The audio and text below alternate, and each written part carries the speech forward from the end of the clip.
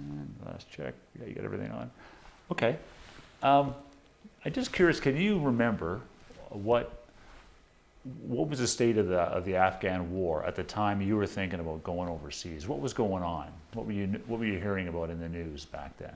Yeah, I think the thing that strikes me the most is it would have been the summer of 2006, and I think that's when Op Medusa was kicking up, and there was some pretty bad casualties coming out of I think it was the White Schoolhouse and that area down in Kandahar and stuff. So I remember just that summer, August, there a lot of news stories coming out about some of the intense combat that was happening down there, and I knew I wanted to go to Afghanistan. I wanted to get into deployment. I'd been in the Canadian Forces, the primary reserve, since '94, and had spent a lot of my time in school, and so it wasn't advantageous to go on tour in the late '90s, early 2000s, when some of the guys went on tours to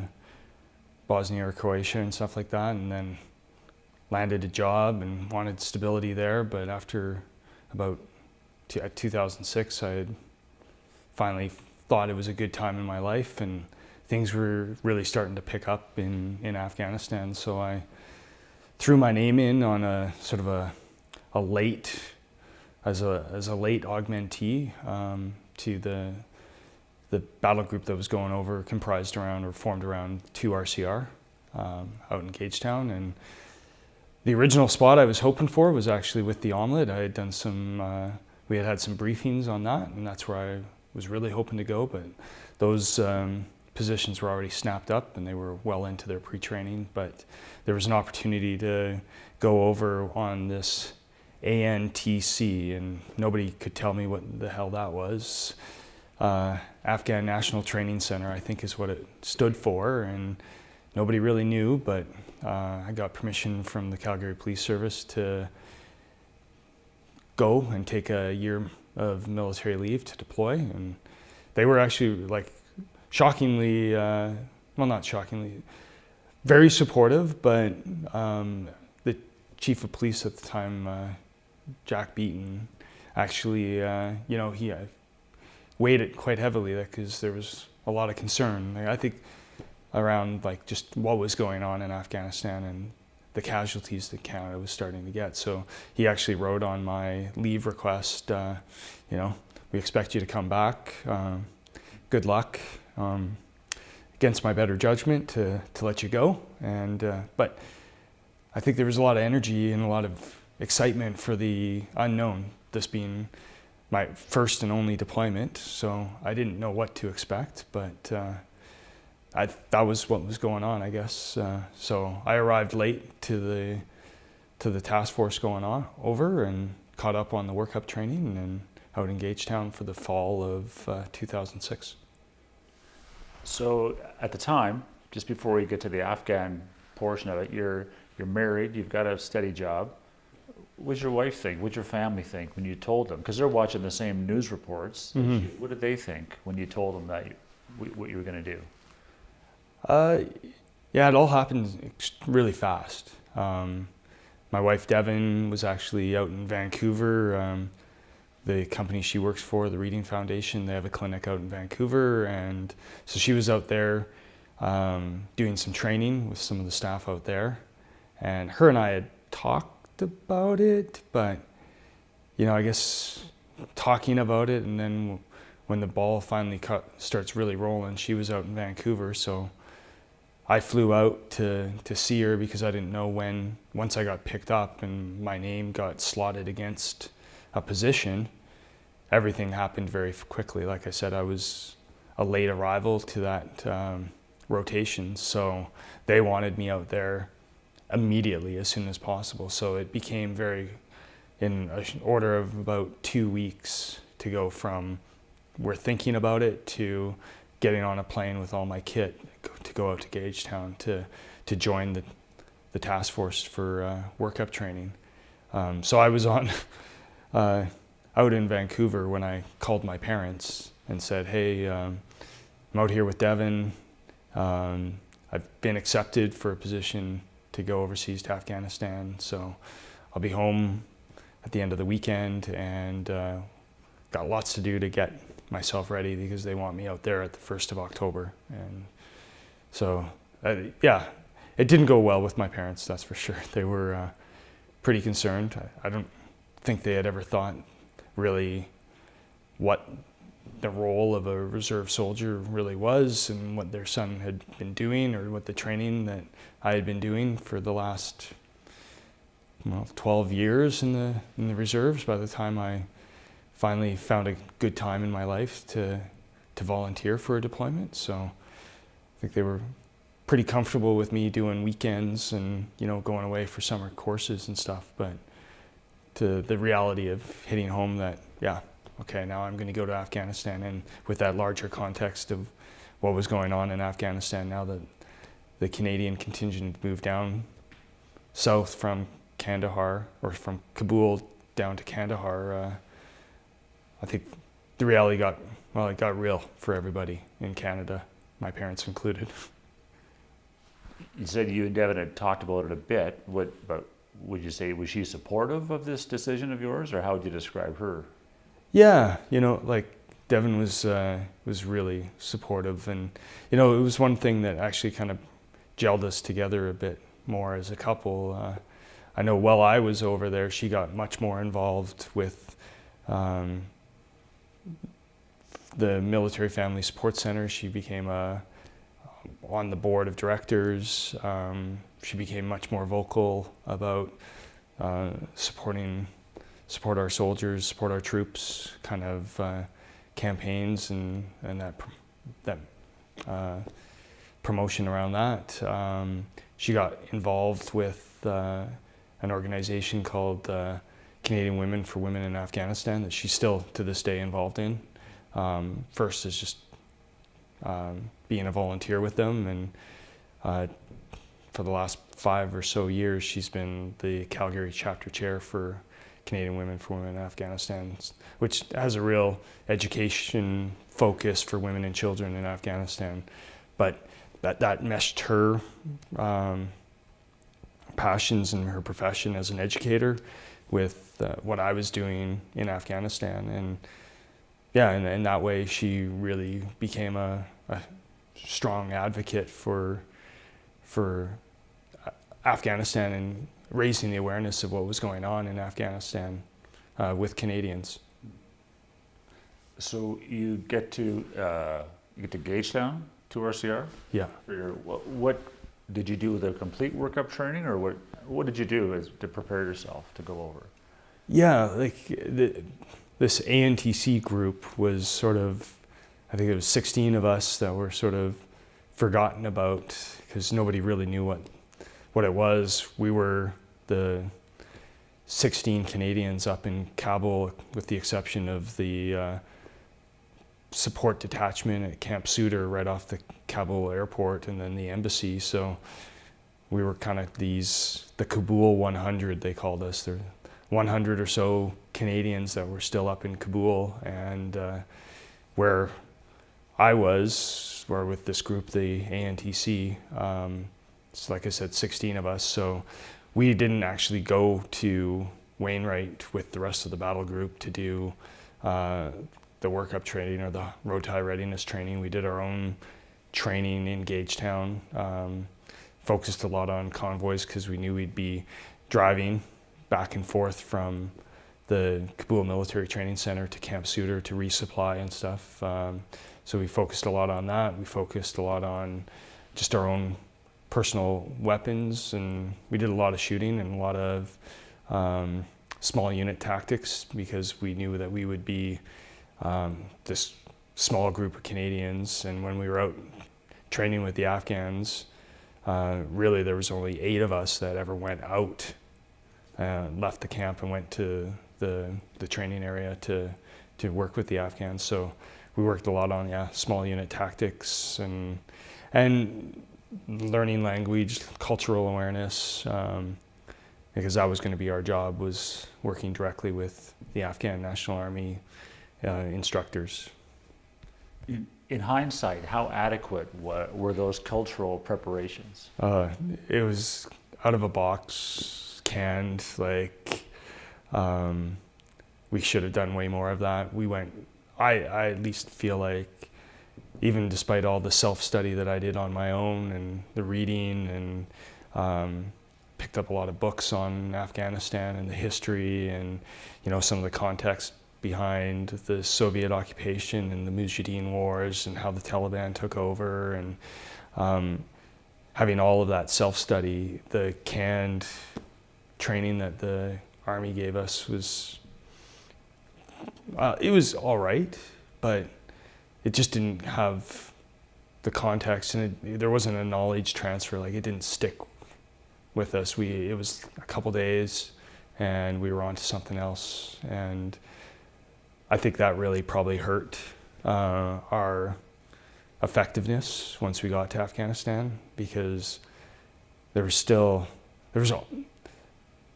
our Western culture is very different than their culture, and we could have been so much more effective if we really truly tried to fully understand and embrace their culture and what they had been through. You said it was out of a box. Did you have any actual Afghans instructing you? Yeah, there was an Afghan instructor, or like sort of interpreter, an Afghan Canadian that came and taught us some basic phrases, language, taught us the numbers and stuff so we could read the numbers on license plates or whatever, and a little bit of cultural awareness, but we should have been doing that. Like, it should have been something like that was an hour every day for the 3 months of workup training that I was there for, rather than 3 days concentrated and then fire and forget and move on to something else. And we definitely, could have spent, that should have been like, just like I said, an hour or something every day, just like PT. It's just something that we just embedded into our training plan every single day. Is there anything else in hindsight that you think you should have been doing in Gagetown to get prepared?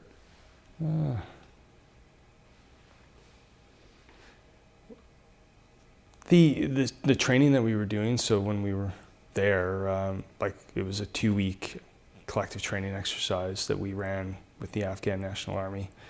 I think, we probably could have spent time dealing with, again, like the cultural context of how do we train and mentor a foreign army, and we didn't really touch on that at all. Like, we knew what we were going to go do, and we just assumed that they would be grateful and willing and accepting and following out every instruction, and like see us come in, roll in, and go, oh, okay, well, you guys know what you're talking about, so we'll just do what you do. And that was completely not the case. Like, these instructors, some of them were, they fought as Mujahideen. Like, they'd been around the block, and I guess more, how do you develop relationships? How do you, that interpersonal aspect of developing trust and rapport and getting them on board with what you're there to do and common interests. And because we went in, I think, naively thinking that we were gonna show them how it's done, and they really didn't have much interest in that.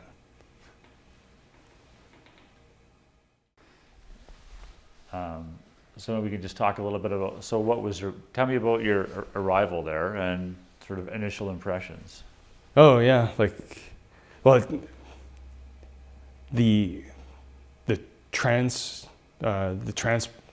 transition from Canada, leaving Gagetown in early February, like the first week of February, -30, landed down in Dubai in the UAE, and then switching out, and things just get intense, and you're getting your body armor, you're getting your weapons, you're getting your ammo, and onto a Herc for the last leg flight into Kandahar, the heat, and then we had to bounce up, and it honestly seemed like a shit show because nobody knew we were arriving, nobody knew where we were supposed to go. We had to sort out flights.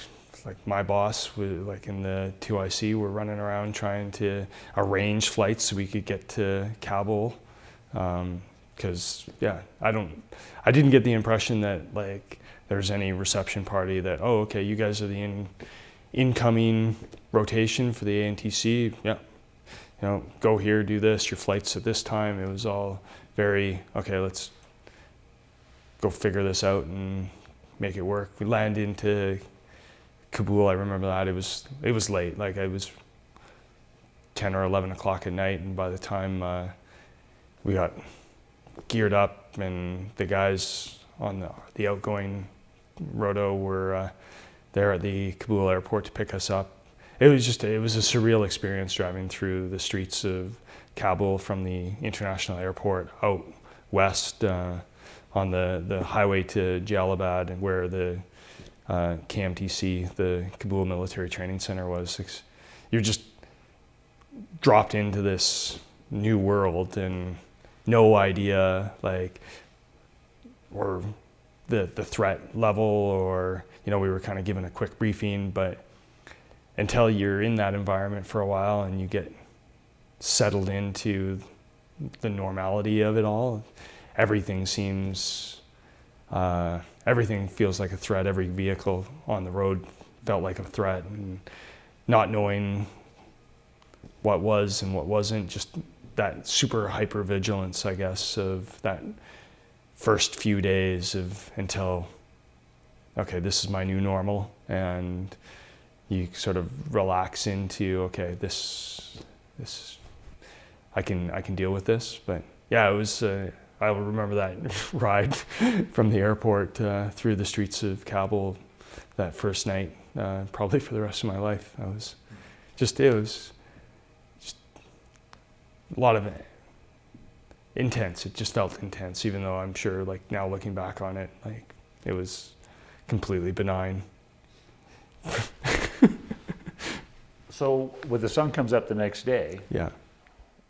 what is your new normal now? Where are you? Yeah, so we, the duration of my tour, we spent at what was called Camp Alamo, which was a camp within a camp. So it was the coalition camp at the Kabul Military Training Center. So it was a small little postcard kind of sized camp with Haskell bastion around it, and couple corner towers that the Americans manned, but mostly Americans, about 100 Americans, about 50 Brits, and that's 16 Canadians. And then, there was 2 or 3 Swedes, there was a couple, like, small handful of Romanians, but basically Americans and Brits. We had these bee huts, I think they called them. Like, they were plywood huts that bunk beds in them, and each of us had our own sort of area, that, like, cubicle in there, that we could kind of had a wall around us and our bunk, and a bit of space. So a little getting used to, but actually, like, after a week or so, you settle in, and it's actually quite comfortable. Like, we were probably spoiled in reality, because we could have a local national Afghan come in and wire in internet into our rooms or into our bunk space if we wanted to pay that, and which most of us did. And we settled in. The Canadians had our own little section of about 4 bee huts in one corner of Camp Alamo. And then around us was all the Afghan National Army barracks and training center, and the schoolhouses and stuff like that. And that was the larger camp surrounding Alamo. And then that backed on to the training area that was off the back of that. So just so I got it right, so Alamo is the foreigners Yeah, in the camp with all the Afghans hands around you. Yeah, Okay. yeah. So what were you there to do? What did your mission become? So we were there to train new recruits going through the school before they got posted to one of the operational Kandacs. So we would do a 2-week collective training exercise with these new recruits, and all infantry focused. And that was sort of their finishing before graduation and being sent out to their operational Kandacs. So every 2 weeks we would get another Kandak coming through, and each Kandak was set up as 4 companies, and we were set up in 4 teams of 2. So there would be a captain mentor and a senior NCO mentor. So I was teamed up with a sergeant, and combat engineer sergeant, but him and we looked after, I think it was a company, and which had a half dozen Afghan instructors and about 250 Afghan soldiers, although on any given day we would only ever see about 100 of them show up because the school would task them to kitchen duty or JD or whatever, and so we were supposed to keep attendance, but you never knew. They just kept a number. They didn't keep attendance by name, so you never knew who from your company was actually there for the training or how much of the training they actually completed over that 2-week cycle. But the Americans had put them through basic training with their drill instructors, and then once they got to us, it was let's go do some field training, and we went through platoon attacks, we went through ambushes, patrolling, vehicle checkpoints, kind of all the platoon level infantry tactics. Didn't teach them how to dig in or do any defensive stuff, but transitional ops, the mana checkpoint or vehicle checkpoint, mana outpost, do that sort of defensive patrol. We would even do night training with them, which was fun and challenging, but they don't really like going out at night. So it was apparently something that the previous rotos had struggled to do, but we were able to get it kind of built into the training plan that we would go out and do some night patrols and do ambushes and stuff at night with the Afghan rookies or recruits. You said it culminated in some kind of an exercise? Was there like a multi-day exercise at the end to sort of bring it all together? Or? No, it was just the 2-day or the 2-week. We called it an FTX, but it was every day we would go back out. They would go back out, and we would train during the day, maybe at night for some things, and then retire back to the camps. So tell me a bit more about your Afghan opposite numbers. What were they like? Well, so each company had a captain that I would mentor directly, and his name was Muskin, and he was an older guy. Definitely, he didn't really get into it, but I kind of got the impression that he had either been Mujahideen or he had been in the military most of his life. Whether I was with the Afghan army as part of like the Soviet occupation and part of the army then, or fighting against the Soviets on their withdrawal, or fighting against the Taliban. But the one thing that I remember about him is once we got to know each other and got a bit of a rapport and started talking about our families and our experiences and stuff, he had a big family. Like he had his youngest kid was 3 or 4 years old, young girl, and we would talk about sort of what his hopes and impressions of, you know, raising kids, raising a family in Afghanistan at that time. And, you know, he had the same hopes and dreams of every other Canadian dad that I'd ever met, you know, like wanted the best for his kids, wanted them to go to school, wanted, you know, his daughter, especially, like there was no, in his mind, there was no sexism around, well, she's a female and so she can't get educated. He wanted her to be educated. He knew the value of education and wanted her to have a career. And that really kind of, in my mind, sort of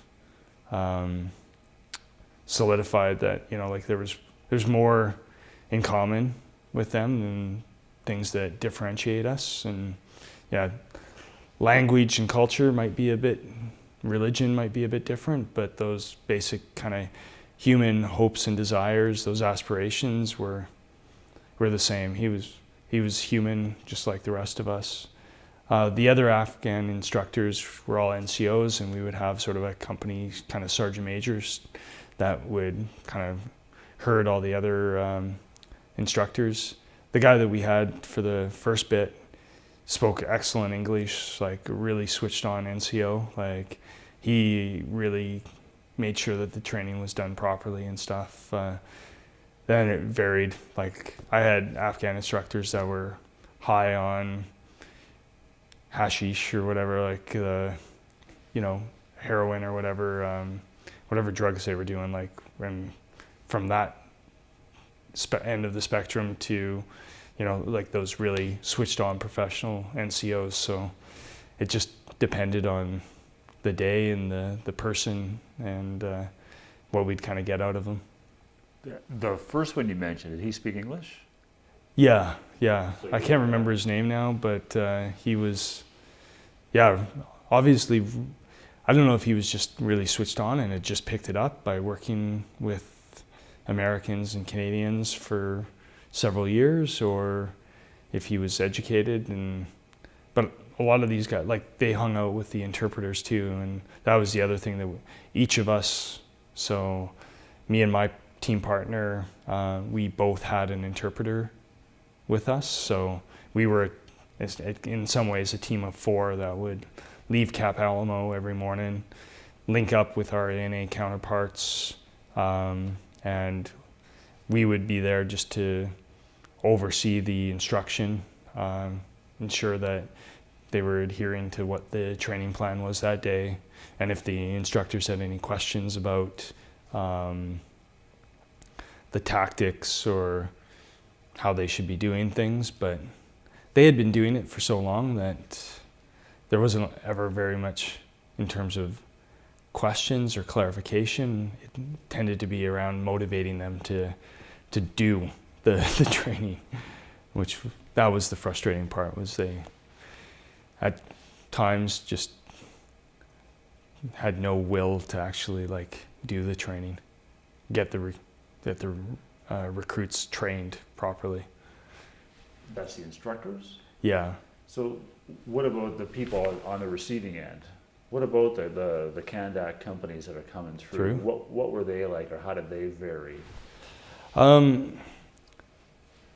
Pretty poor, you know, like I just remember those young Afghan soldiers, like almost all of them uneducated, illiterate, very, very poor. Poor to the point of they were there to get a meal and get the meager paycheck that they got, and that was their drive and motivation. So whenever there was a payday, guaranteed we'd lose half the Canadac would disappear.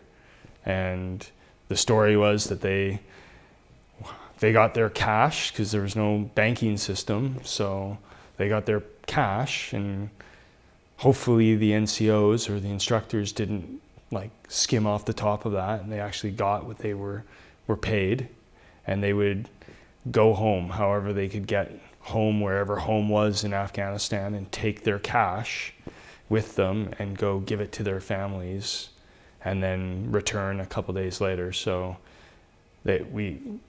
guaranteed that we would lose people. Like nearly half of the Kandak would disappear on the days after payday. Some were keen and motivated though, but the attitude always, like there was this prevailing attitude, it kind of goes with like the whole inshallah, like if it's God's will, that I'm going to die, then I'm going to die. Like I have no control over this. So we come with this Western Canadian Army mindset of the more you sweat in training, the less you bleed in battle. You don't rise to the occasion, you fall to the level of your training. These kind of training philosophies that we have of train hard, train how you fight, and landing in Afghanistan with the Afghan National Army, it was the completely opposite end of the spectrum. It was, like I don't know if the bus that I'm gonna be on tomorrow hits a roadside bomb and blows up. So why would I bust my balls today? Why would I train hard and sweat and make myself uncomfortable when I have no idea what's around the corner tomorrow? So we would routinely get the comment from the instructors and from the candidates on the training that, yeah, I know it. When we need to do it, when it's real, then we'll do it right. But right now it's why bother with the effort?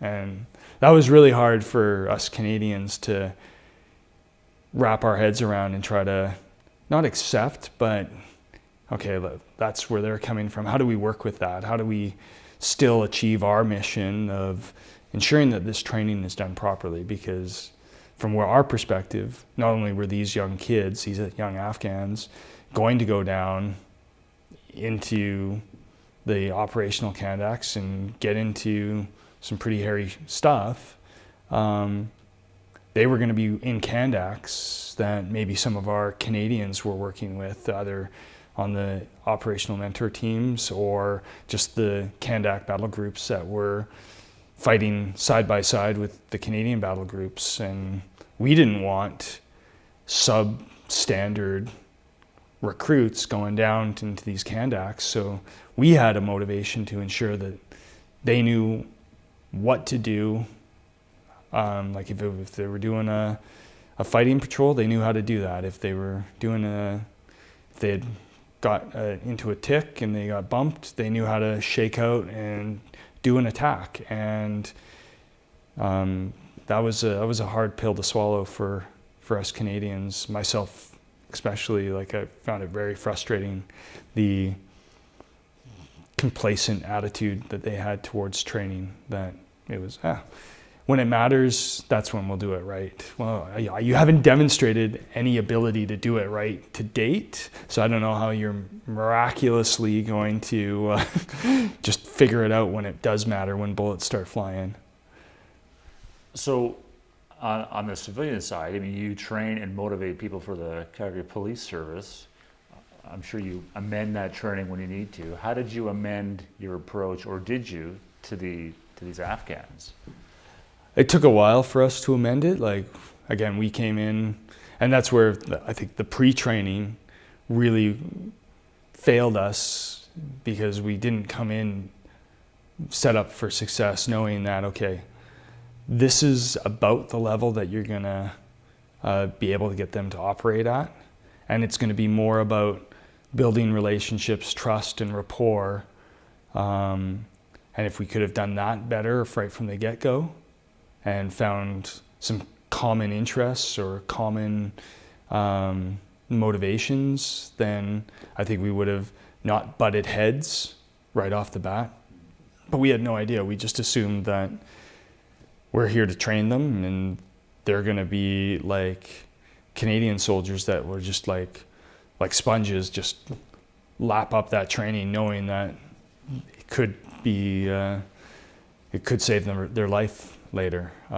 So it took a while, and I would say, it was well into halfway through the tour before we finally got, okay, this is accept some reality and then start working with that. Like, okay, we're not going to push the envelope on the amount of time. Like, time to them was that those were hard timings. Like, if we expected training to go beyond 3:30 in the afternoon, you might as well like just give up, because there was no fighting or negotiating on that. So it was, once we accepted that, okay, we're only going to get 4 hours of training out of these guys every day.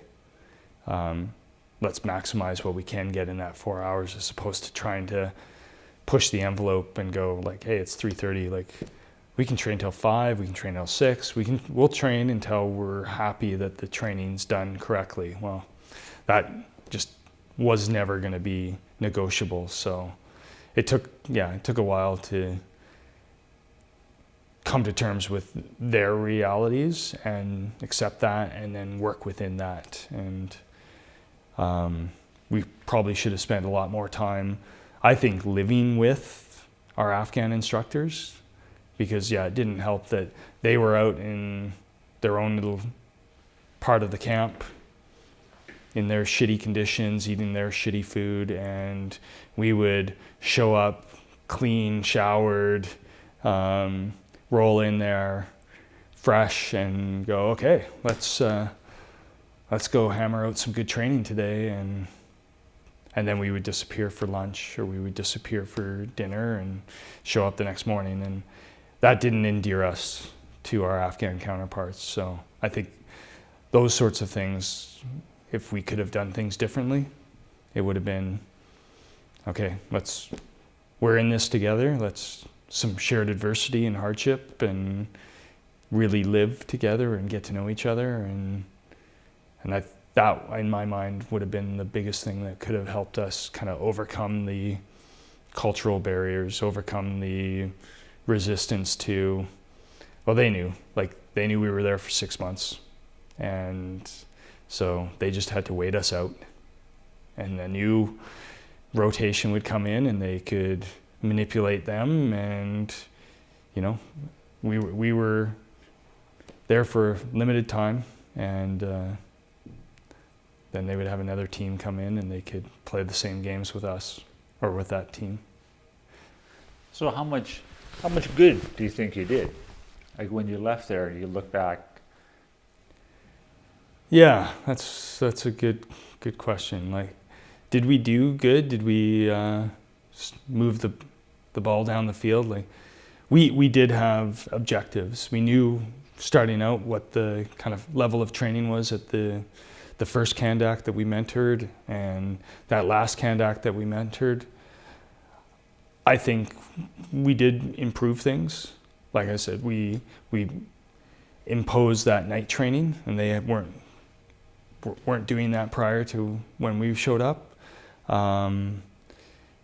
The quality of the instructors, that didn't really change, but we did do PD sessions with them where we taught them how to teach, and I think there was some improvement there. But it did feel like it was a soldier factory of just whether the recruits attended all the training, everybody graduated, everybody got sent downrange, and it's hard to say that, other than the fact that we were there and ensured that what was getting done continued to get done. I don't know if we really made a huge impact, not to this degree that we think of it, I guess, anyway. Like, there was no quality assurance on, none of those recruits were individually assessed on their ability to do the tactics that were required of them, or that were being taught. So, but we did the job the best that we could with the kind of constraints that we had. Yeah, you always want to think that you've done good, that you made a difference, but I don't know. Yeah. I thought it was interesting what you said about living together, because in my time, limited time with the omelet in 2010, I just thought, why don't they live like that? Why don't they eat the same food? Why don't they have the same equipment? You know, just to have those bonds as opposed to the us and them separate camps. What do you think, or did anybody ever explain to you the philosophy for that? Why you weren't more closely integrated with the A&A instructors, at least? Never was real explanation other than like, oh well, their food's not safe for you to eat, and you know, their living conditions aren't the standards that we're going to accept for our Canadian soldiers. Probably a bit of the security aspect. There were our biggest threat in the training area was we didn't know necessarily who these people that we were training were. And fortunately, nothing happened on our roto, but there were instances previously and after we had left where American mentors were killed by Taliban infiltrating into the training groups, because like you had 1,000 soldiers show up for every training every morning. Like they would just infiltrate in, and you know, they've all got their AKs.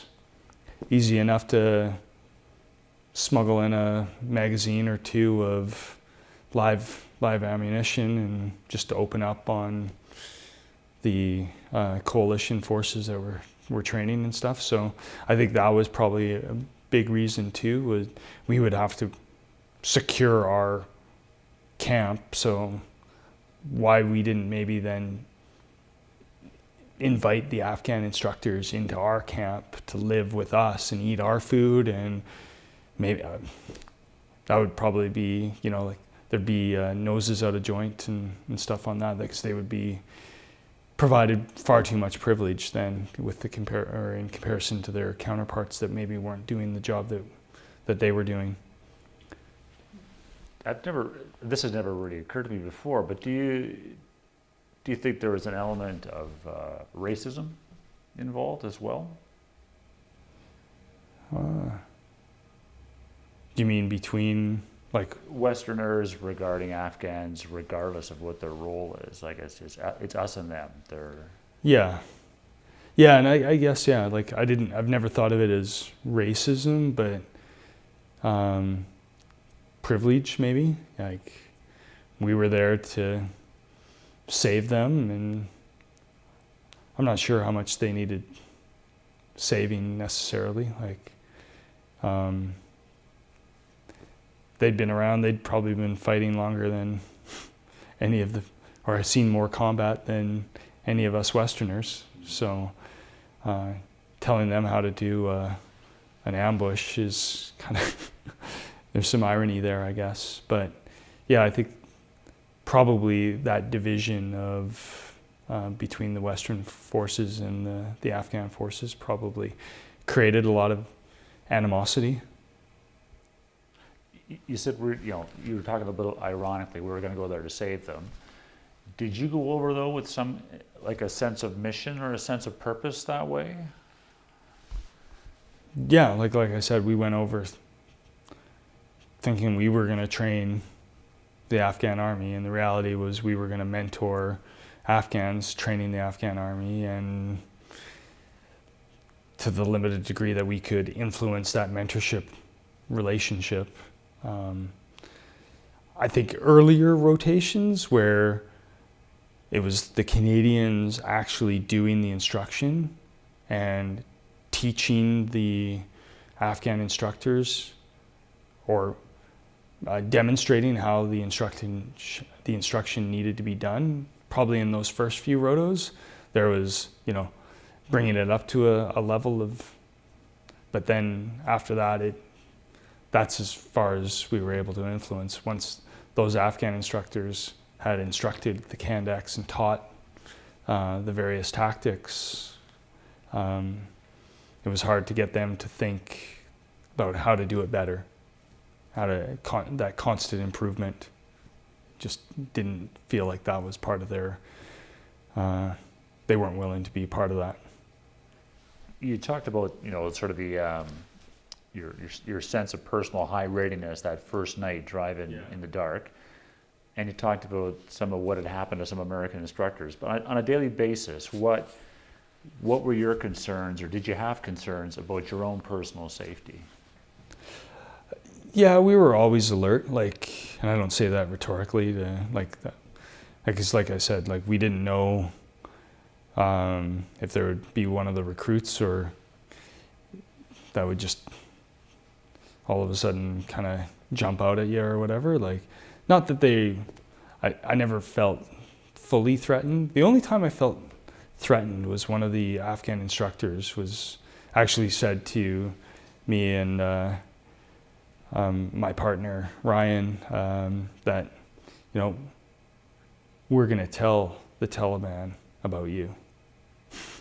And it was just I don't know if it was a veiled or a hollow threat, but it was just we had a bit of a run-in with them, not wanting to train, and one of them like I mentioned, always high on heroin or whatever it was that they were doing, and just putting the gears to these guys and going trying to hold them accountable and be responsible as NCOs. And the pushback was, we're going to tell the Taliban that you're out here, and then see what you do when you need us.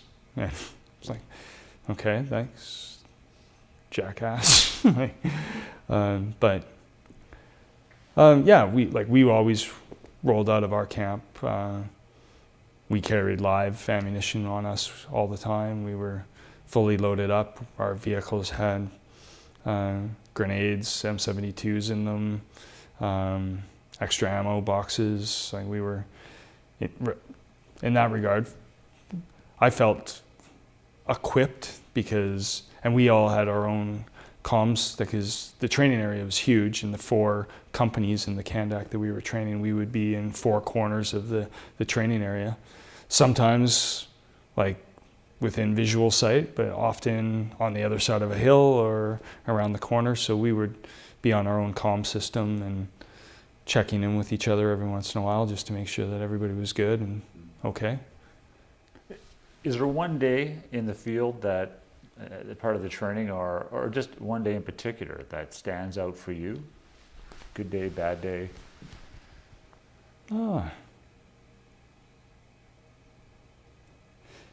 Yeah. Despite everything that I've said, most days were good days. That's probably the one thing that I think when I look back on my tour to Afghanistan, I do think of it mostly as a positive experience. I had frustrating days with my Afghans instructors that I was mentoring, but I never had a bad day. I do probably only you remember the good stuff and you kind of try to put away the bad stuff, but most of the time it was fun. I walked probably 10 kilometers a day. It was a good physically challenging job, wearing all your gear.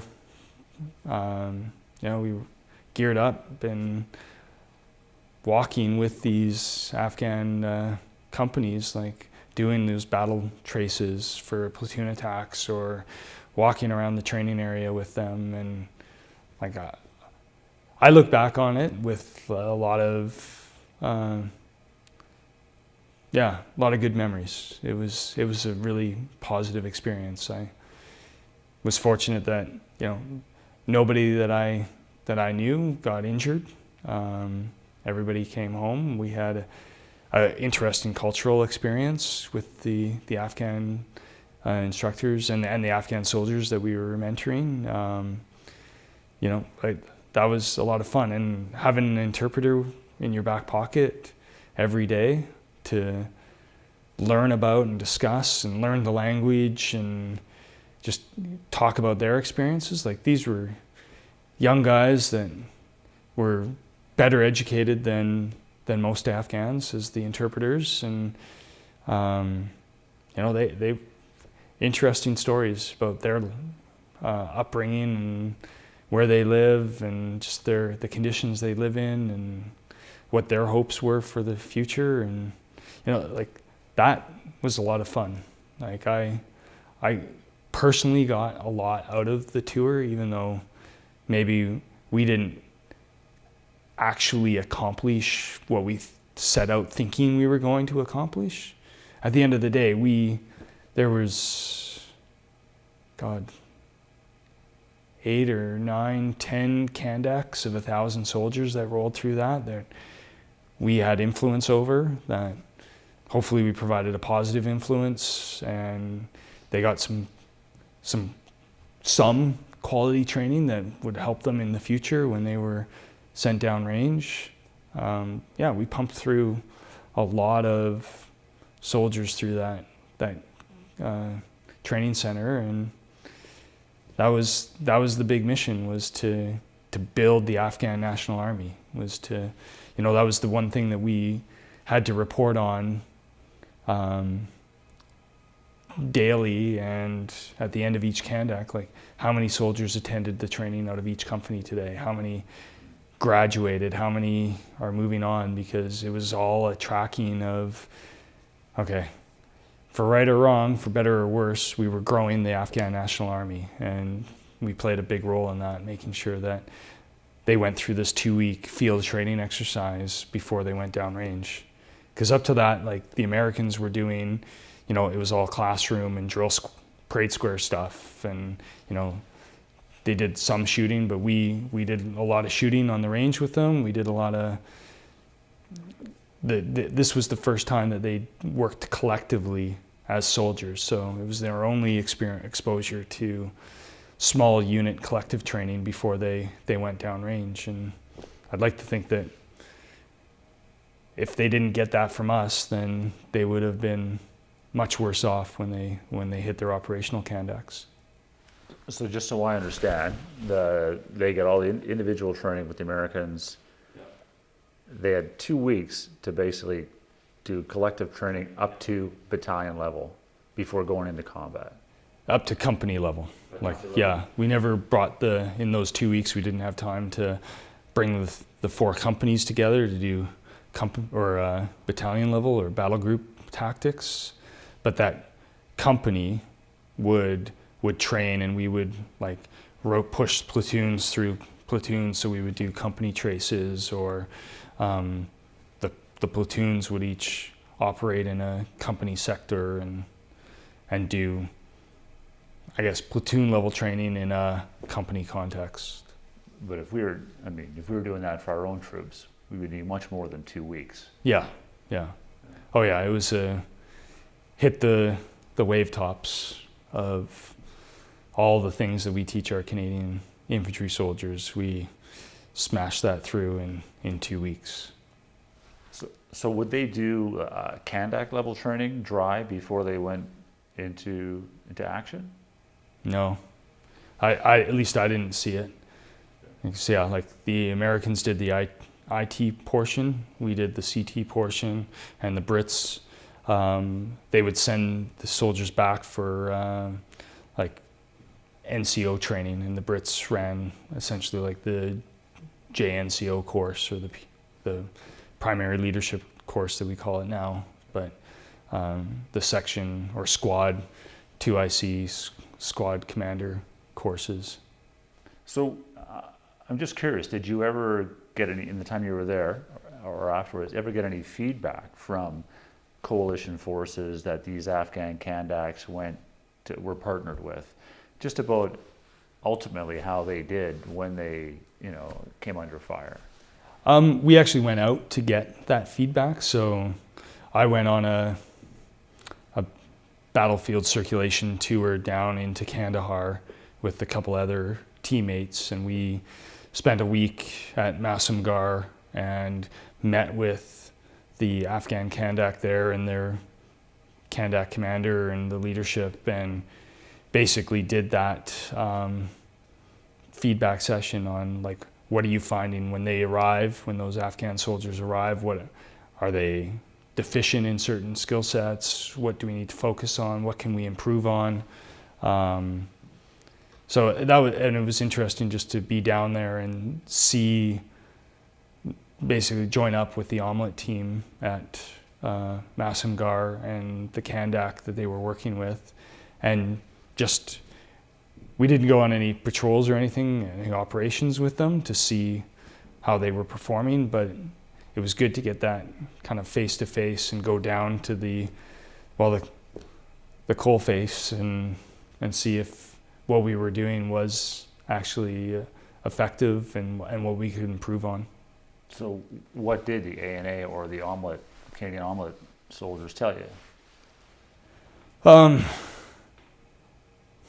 The ANA never wanted to say that that there was areas to improve, so they were all very positive of no, everybody that comes down is good. But when you talk to our Canadian counterparts, the reality is that they were constantly doing continuity training with the Afghans to bring them up to speed.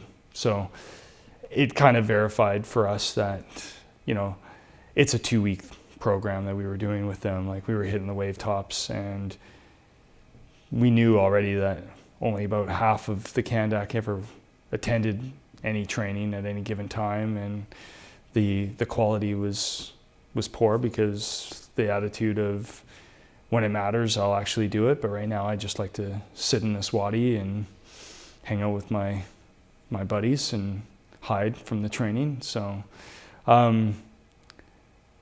there wasn't any particular battle task standards or something that we were deficient. Like, we were covering off all the battle task standards that they needed to know as a recruit to get down to the operational Kandaks. It was really the quality of the instruction and the fact that our Canadian counterparts really had to almost retrain everything again when they got down to the operational level. And I think that was the reality. Was, as much as we were doing, it was kind of planting seeds for these guys so that they at least had an exposure to it. But until they got to the operational Kandaks where they actually had to do that, but even those Kandaks were weak, talking with our American counterparts or Canadian counterparts. You mentioned before we started that you really like the professional development of working with the Americans and the British, the other nationalities. Tell me a bit about those, your fellow coalition officers and soldiers. Yeah, we really hit it off with the Brits. I think it was more that Commonwealth, common culture and heritage that we had with the Brits. At the time that we were on my rotation in Camp Alamo, it was a Gurkha team that was there, so we just hit it off because every Thursday night the Gurkhas would make curry and invite us up to their kind of clubhouse, and we'd eat curry and hang out and have a good time together, and really met up with some really solid guys. And so we would help them with some of their training. They would help us with some of our training with the Afghans, and but a lot of it was just on a personal basis of just hanging out with these guys and hiking the Gar on Friday mornings. There was a Gurkha officer that I got to know quite well. Still keep in touch with him. Saw him actually last April on our battlefield tour. Met up with him in London and had a night of good drinking with him and telling stories. But that, I think, was another neat aspect of my tour. It was very multinational. It was very Afghan National Army exposure. So all of these different coalition soldiers that we lived with and hung out with and got to know each other and, play poker or in the evenings with or whatever. Like whenever we had an opportunity to get together, we did, and got to know these guys. Did like those hikes of the mountain, the Gar, on Friday mornings. It was, Kite with the Gurkha officer. Him and I got into a bit of a good competition on how fast we could run the mountain in our full gear.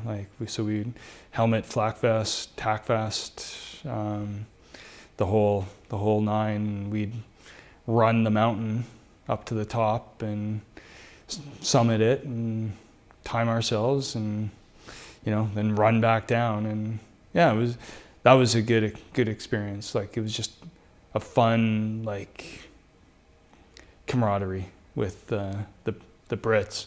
The Americans were good, but they had so many rules around what they could and couldn't do in terms of they weren't allowed to play poker. They had to sneak over to our kind of stand easy area and sneak in and play poker with us because their commander had some rule against gambling, even though we didn't gamble for money or anything. We just played cards, but they just seemed like they had way more restrictions on them. We could bounce across to, on our one day off a week, bounce over across the street into, I forget the name of the camp, but where the Germans and French had their camp. So there was Phoenix closer into town, which was the American one, but across from KMTC, I can't remember the name of that camp, but we could cross over into there, and the French had their equivalent of a CanX or a PX or whatever. They sold wine and booze and stuff, and so we could go over there and have a drink every once in a while, and where the Americans were completely dry for the whole tour. And but some good Americans too. It was I think it was just a fun part of the experience. What about when you went back 2010? How would you compare what you saw? Maybe just tell me a bit about what were you doing on that TAV, and how would you compare what you saw then of the ANA with what you had seen in 2007? Right. So in 2010, I jumped at the opportunity. They were looking for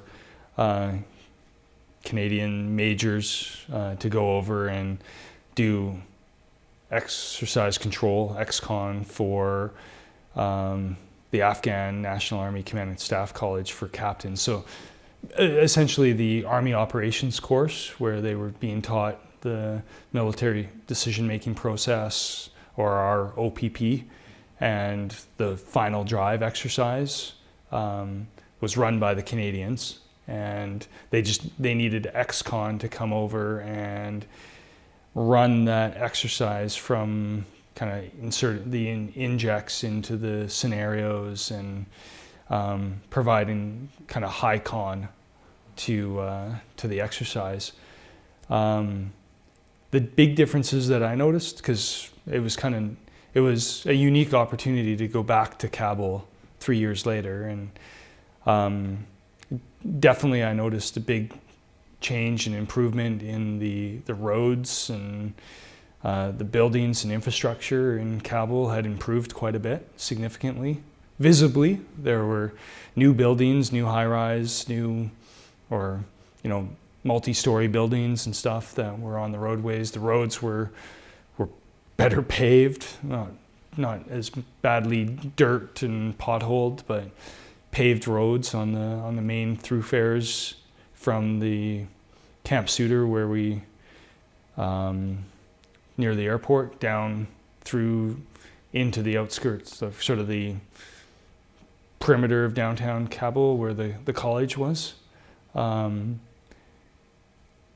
college, it was kind of neat to get the two exposures too, because the first time in 2007 it was private recruits that we were teaching infantry small unit tactics to, go back in 2010, and now it's captains and senior lieutenants and captains from the Afghan army that were being sent to the college to be, schooled in the military decision-making process. So they were going to a college. So they'd been, or all of them were in operational Kandaks, had experience, and now you're dealing with experienced junior officers and running them through this command post exercise, basically, and it was neat. And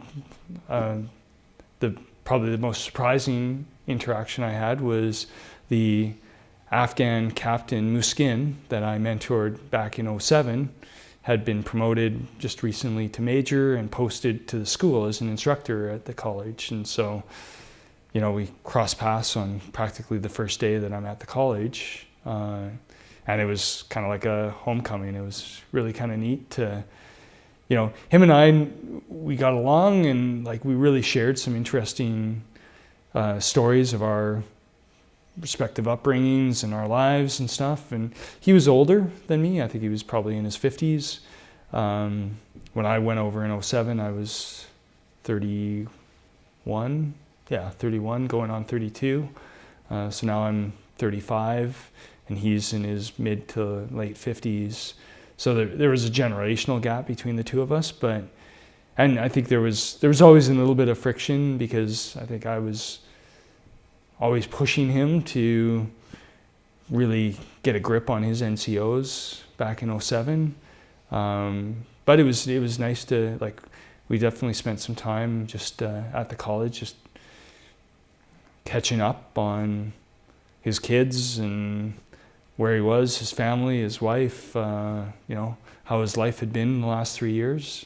I don't know many people that probably had that unique opportunity to go back and cross paths again with one of the Afghans that they had worked with. So I really valued that. I did not expect that to happen. Just, it was probably, that was the biggest reassurance. It was nice to see the roads are paved and buildings are being built, but that the humans that I had worked with, this person, Muskin, was still alive and still working in the Afghan National Army, still trying to make his country better, or contributing to that, doing his part to serve his country. And you leave. That's the part about being, a Canadian or coalition force. You go there, you do your thing, you do your mission, you hope to make an improvement or whatever, but you leave, you go back home, and eventually it becomes a bit of a distant memory. You can't influence it anymore. To go back again and see that guy was still ticking, he was still alive, still fighting, still trying to make his army a better army. It was nice. Yeah, it was. What, in that regard, what was maybe the mood amongst the people that you're with? Maybe in 2007 and then in 2010, the general, how optimistic were people about the big picture, about this is making a difference, we're moving the yardsticks down the field, the Taliban are going to be defeated, or the general flow of the war. How would you describe the level of optimism amongst the people you were with?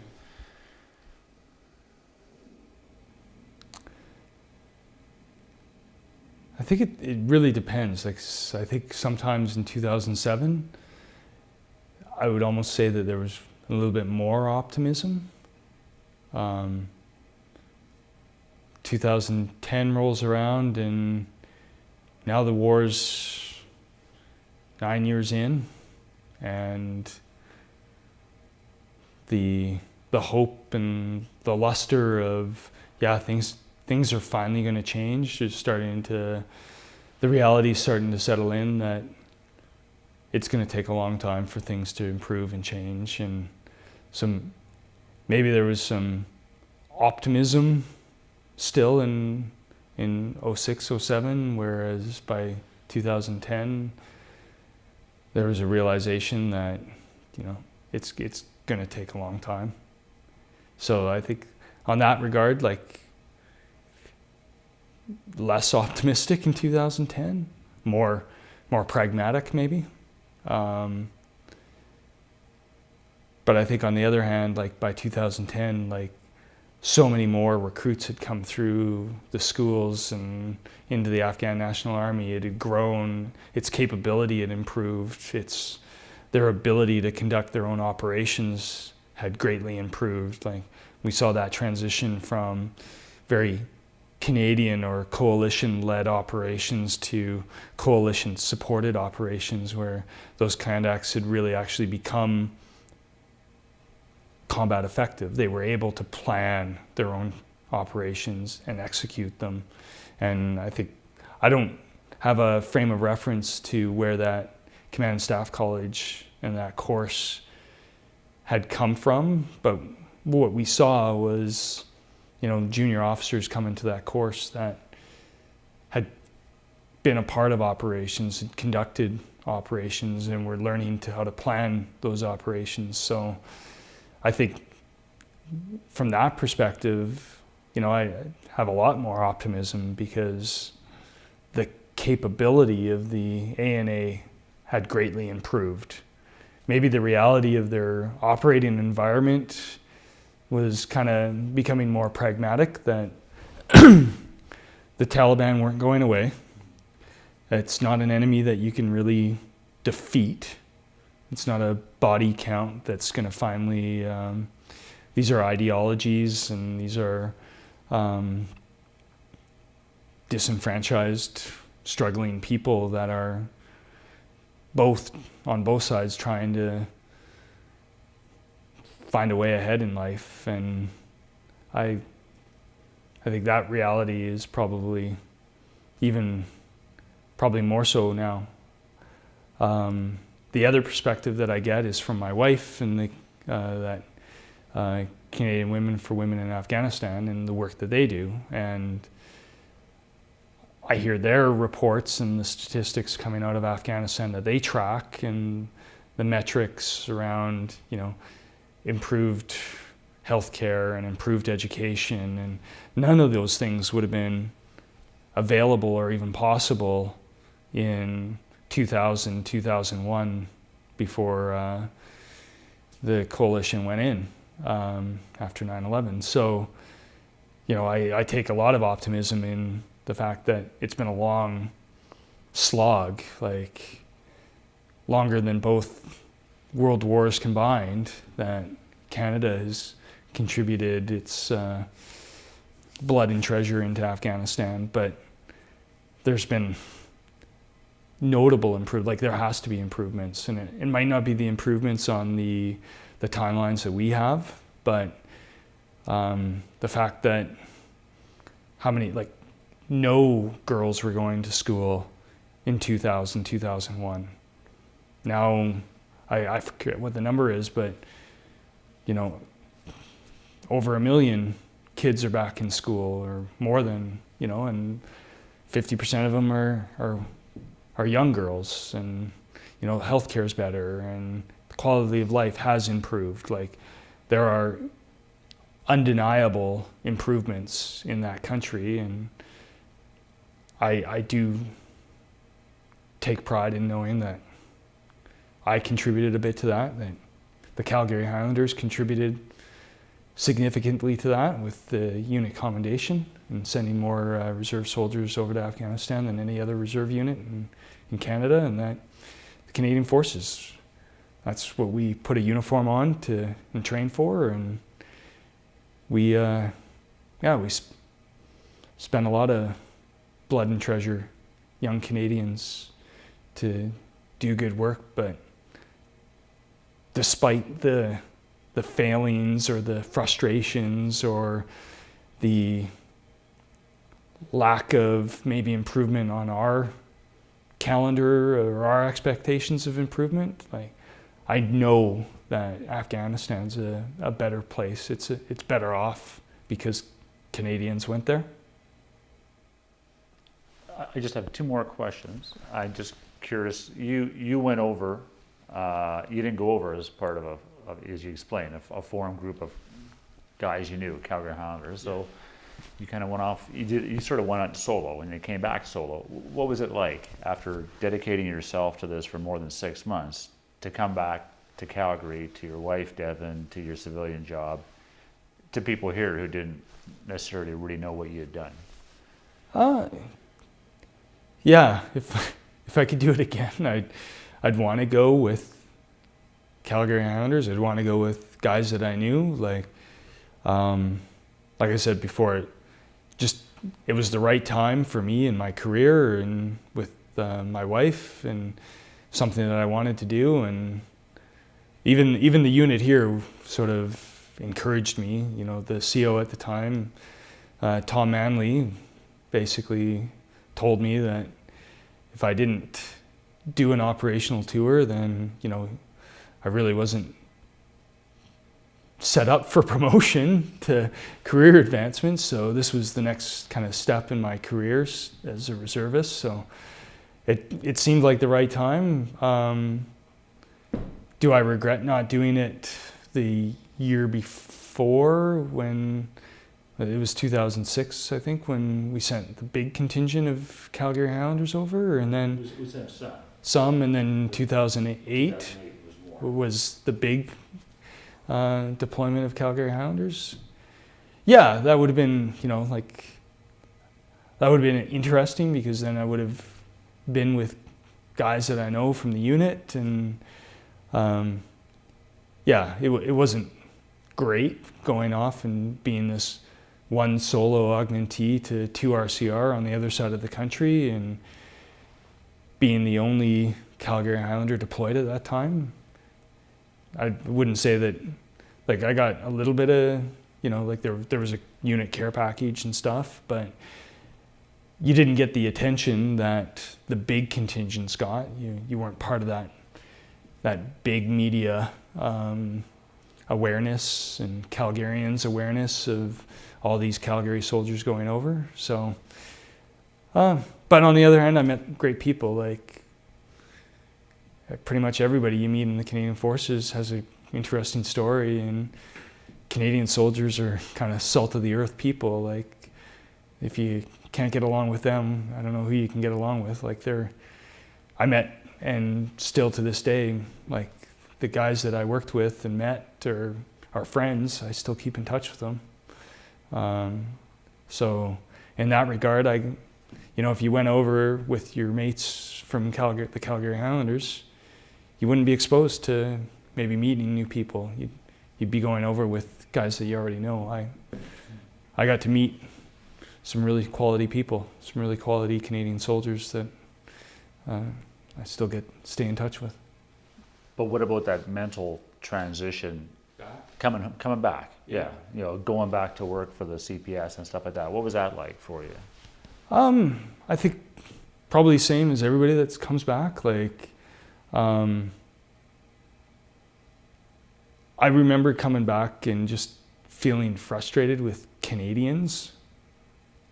Because it felt like there was a complete lack of awareness of what was going on, what Canadian soldiers were doing over in Afghanistan, and their struggles and sacrifices. And I remember standing on the street corner downtown Calgary, Stephen Avenue Mall, and just watching people just like robots just going by, minding, like, just in their own worlds, oblivious to everything else around them. And that was like my first couple days back, and just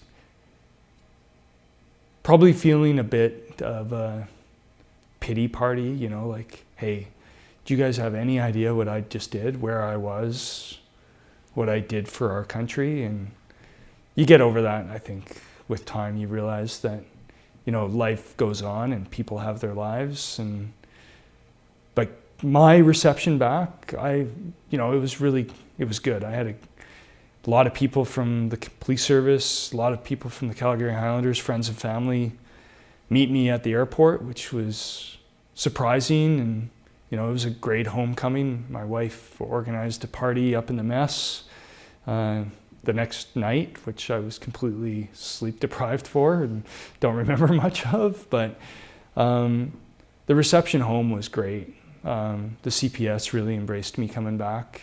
I did quite a few presentations coming back, which I thought was cathartic for me too, to tell the story of what we had done. And so I did presentations at work on my experience. I did presentations for Canadian Women, for Women in Afghanistan, and pretty much any group that asked about what my experience was like, I was willing to go out and talk about it. And my last question is, how do you think, Tom Manley told you, your prospects of promotion will be nil if you don't go. Well, what do you think, how do you think though your overseas experiences have affected or changed you as a leader, as a person, as a military leader, as a person?